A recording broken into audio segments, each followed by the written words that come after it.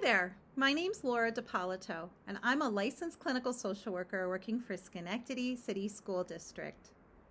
This video is for our transportation staff that work with our children on the bus, getting them to and from school safely every day. The goals of this video are to have you leave here feeling confident that you have 2 or 3 extra strategies to manage a difficult behavior, but also to increase the likelihood that you understand these behaviors and can respond with safety and compassion, both for the kiddo and yourself. So, as I said, my name is Laura. I am one of the TCI trainers for the district. We teach people how to de-escalate children all day long in a 5-day course. This is going to be a little tiny snippet of important information from that course. If you're interested in more information, reach out to your supervisor and ask about further training in TCIS. So I want to start by thanking you. Thank you for accepting the job of transporting our kids and being on the bus with our kids to and from school every day. We all know that the school bus is a rolling classroom, and it's an important classroom. It's a place where kiddos maybe aren't learning reading and math, but they're learning social skills. They're learning how to express themselves to their friends. They're learning how to set limits. They're learning how to cope with difficult emotions right in the middle of traffic, in the middle of neighborhoods, in the middle of lots of noise and things going on around them. I always have thought of the school bus as one of our more important classrooms as a social worker, because if you can master the school bus, you can really master life. Why is the school bus so challenging for so many kiddos? Well, let's just talk about the fact that you're a teacher on that school bus, so you know, right? If this is a school bus in a classroom, that some of us aren't morning people, and some of us aren't afternoon people. And that's when you're getting to see the kids first thing in the morning, when you don't know what's happened in the morning for them, or some of them aren't morning people, or they're hungry, or it's cold, or they just don't feel good until noon. And then you're seeing some kids in the afternoon who've had a hard day, who might be tired and might feel exhausted, even if they had a great day at school, by the prospect of riding the bus. The bus is a sensory experience too. It's loud sometimes. It has different smells on it than other places we go. We see different things on the bus. We're driving by and we get to see neighborhoods and people maybe we know, or houses we've lived in and memories we might have at those places. We also sometimes have to acknowledge our kiddos are hungry on the bus, and we know that they can't have food on the bus.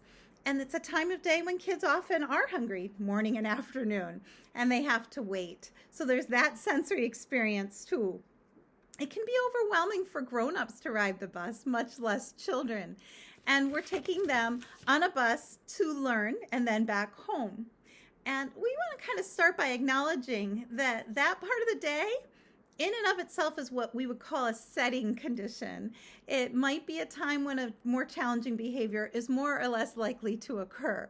It might be more likely because of the setting of the bus, the time of the day, the hungry tummies, the fatigue, and it's when they're separating often from their primary caregivers and going into school or coming home sometimes.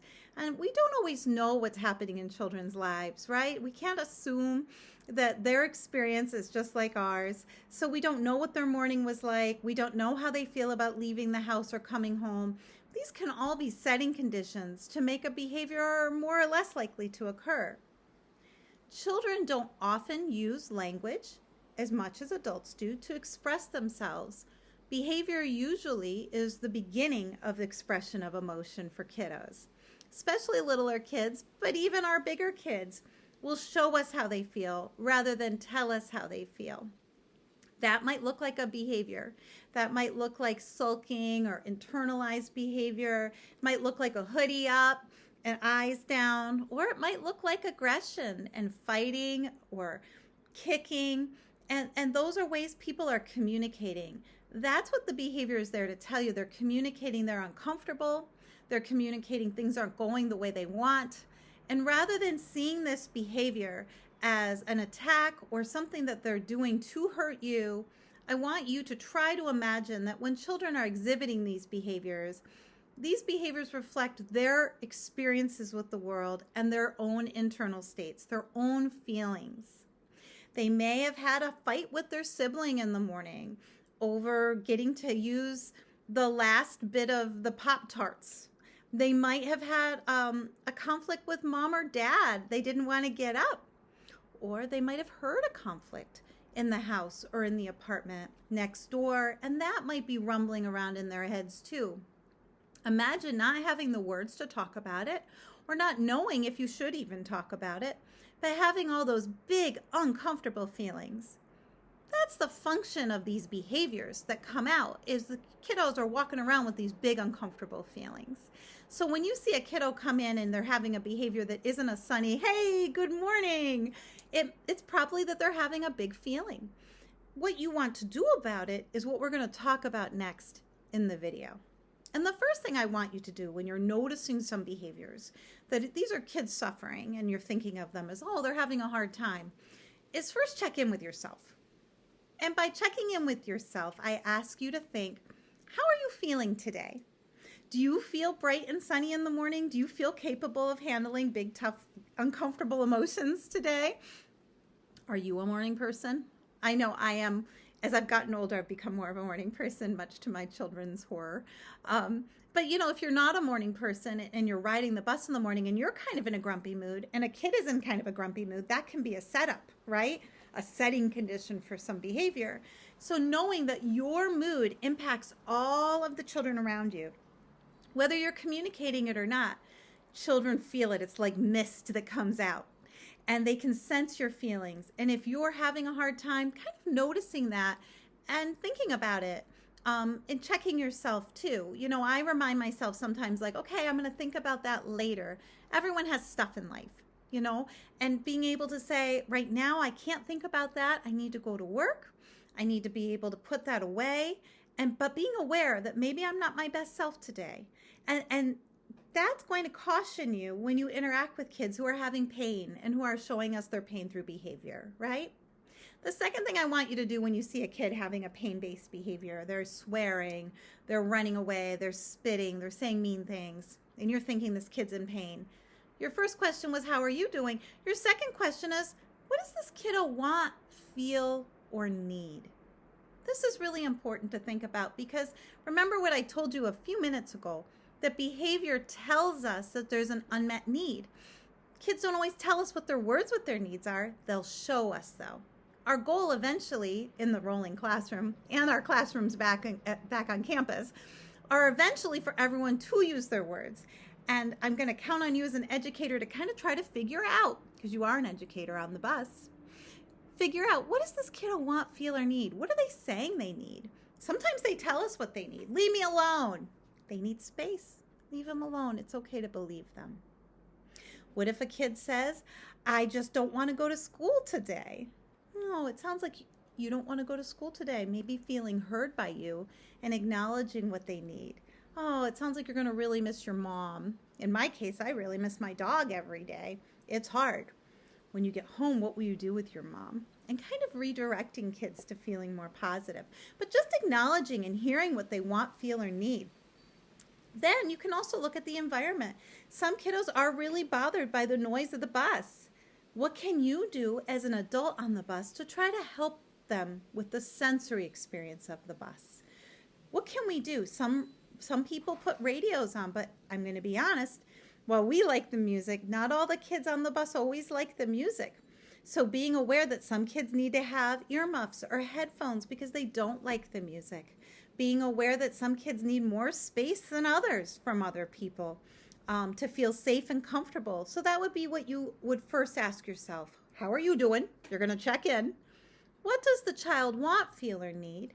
And the third is what's going on in this environment that may or may not be causing some of this child to experience their pain this way. Okay?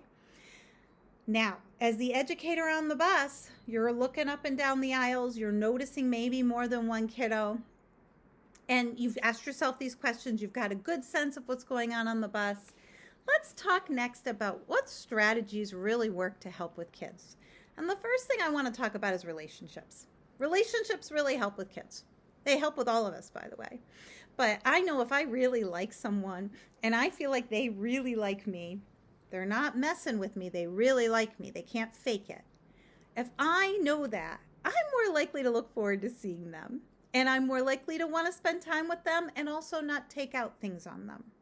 So an example of this I'll give you as an adult is I take a workout class on a bicycle. And if I walk into my spin class and it's a substitute and I don't have a relationship with that person, I just turn around and leave. I'm a 50-year-old with an attitude, right? But I know myself that if without that relationship, I'm not going to be inspired to exercise. It's the same way with you and the kids in the bus. So how do you build relationships with kids? The first is authentically noticing things you like about them. Authentically, it means you can't make it up. You have to be real. You have to say, I like those kicks if you really like those kicks. If you think they're ugly shoes, don't say that. If when you're picking the child up, you notice that they have a dog and you have a dog, you could share it. Hey, did you know I have a dog too? Some children wear clothing with sports information on them that tell you what sports they like or what sports their parents like. Ask them. They may or may not want to tell you, but if they do, you can also share small things about yourself that the children then experience you as more human. So, for example, you don't want to tell them about problems maybe that you're having in your life. You want to have good boundaries around that. But you do want to tell them if you like sports, what sports teams do you like? If you like pizza, what do you eat on your pizza? If you like music, what do you listen to? If you have a dog, in my case, I have two, what their names are and what I like to do with them. And you'll see that kids will connect with you over these kinds of little things that make you more human, and then they'll tell you things about them that are more human as well. And so you can use that later on if the child is having a behavioral concern. You can also use it to avoid a behavioral concern by just having that relationship, by having caring gestures when the kid comes on in the morning, they're having a hard day, and you know that child's not a morning person. A high five is enough. You don't always have to say anything or even a nod, right? But another kid who might be a morning person when they get on the bus, you might say, hey, it's good to see you, right? You're going to change what you do based on what that child wants, feels, and needs. And also on that relationship you have built. Another skill that you have that you can use then, if you have a relationship with a child, is thinking about proximity or how close you get to a child or how far you get from a child. This is a place where I want you to think a little bit about how you experience space and how much space you need. Are you a person that likes people close to you? Are you a person that likes people a little bit further from you? Have you ever thought about that? Some of our children have experienced traumatic events, and that makes them more likely to maybe want more space. They might feel unsafe if you get too close. Some of our children need to have your physical presence nearby on the bus to feel safe. You're going to have to build it on relationship and figure out what makes a kiddo seem more comfortable or less comfortable. But proximity, how near or far you are from a child, very important to think about, especially in a social group when children are having a hard time. If you are feeling protective of a child who might be experiencing a bad moment on the bus and you don't want the other children to be nearby, that might be a good time to have proximity with your back to the child you're feeling protective of and facing the other children smiling, trying to kind of just buffer for them, okay? But proximity can also motivate really good behavior. Think about when you were a student, if the teacher came over and stood behind you while you were doing your work. If you were chatting with your friend a minute before that, you're going to stop chatting. That's what proximity can do. It can help people straighten up and fly right, and it can also comfort them and help them feel at ease. Another strategy I want to talk with you about is your tone of voice. I tend to be kind of smiley, as you've probably noticed in this video, and I try to have a pretty positive tone of voice when I'm talking with kids. When children are misbehaving, I try very, very, very hard not to sound angry, because anger can be a trigger for a lot of our kids. I try instead to give a directive statement, like, please sit down, in a firm but friendly way. Firm but friendly is important because if children have experienced adults yelling at them as part of an abusive dynamic, they might fear you, and we don't want that. We don't want to trigger them or have them fear you. The other thing is even if a child is yelling at you in an abusive way, if you model being firm but friendly back, they will see a number of things. You aren't getting rattled, You aren't willing to engage in a power struggle with them, and you're going to be fair. Not only is the child you're interacting with experiencing you in that way, so is everybody else on the bus. And that's definitely the attitude you want the children to have about you. You want them to think of you as firm but friendly. So tone of voice is really important. Saving yelling and those directive statements for dangerous situations, super important. If you yell at children all the time, it will start to sound like this. Wah, wah, wah, wah, wah.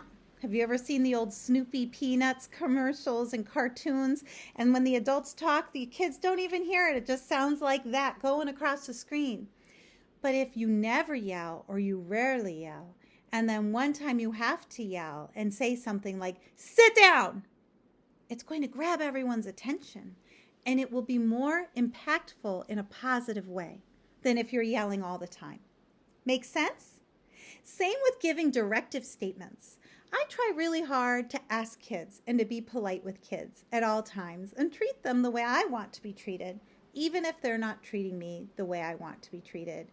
Maybe even more so if they're not treating me the way I want to be treated, because I want to model for them what I'm looking for. We know that kids give us what we give to them, so that's really important. Same thing with my facial expression. I very rarely just sit and relax my face when I'm working with children.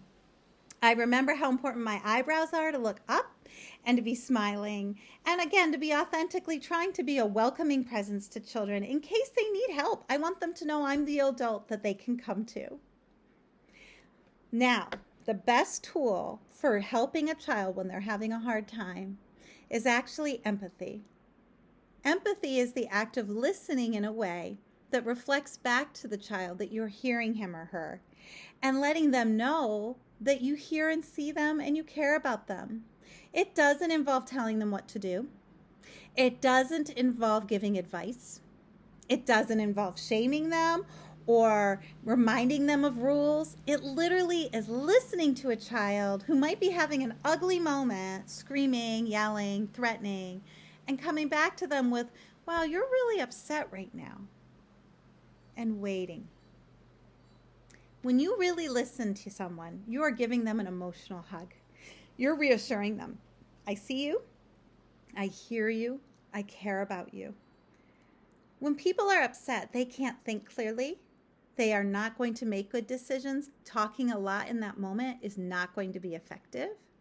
So what I would ask is, if you're seeing a child who's really escalated and really not able to calm down and really emotional, remember that they can't think clearly at that moment. So don't talk them down. Just reflect what you see. You're really angry. You feel really hurt. What do you see the child showing you? Tell them the feeling you see. Sometimes when you do this, even though you're pretty sure the child is angry, they're going to come back at you and be angry with you. That's okay. Right now, it's not about you. Empathic listening is about the child and acknowledging where they're at and how they're feeling. And they may not have the skill yet to do that, but your being present and listening to them will most likely de-escalate them. My example of this in your personal life is if you're really, really, really angry at your significant other, and instead of arguing back with you, they just say, oh, wow, you're really upset. I can see you're really angry. I'm sorry. I'm sorry you're feeling that way. It's hard to stay mad, even if you want to. Okay, so I think we've gone through all of what I wanted to talk with you about today, and it's almost been 20 minutes. I want to thank you again for taking such good care of our children in Schenectady, taking care of yourself so that you can be emotionally present for them, being aware of your emotions, and using our strategies of listening to kids, how close or far we get to kids, building relationships with kids, showing them that we care by showing an interest in them, and also remembering our tone of voice and not being one of those shouty adults, but instead being firm but friendly. I hope these strategies help you have a safer year. We want you to have a safe school bus year. And the school bus, again, is our rolling classroom. You're our most important educators on those buses. So thank you for taking on this challenge and for loving our kiddos. Take care, and we'll see you next year.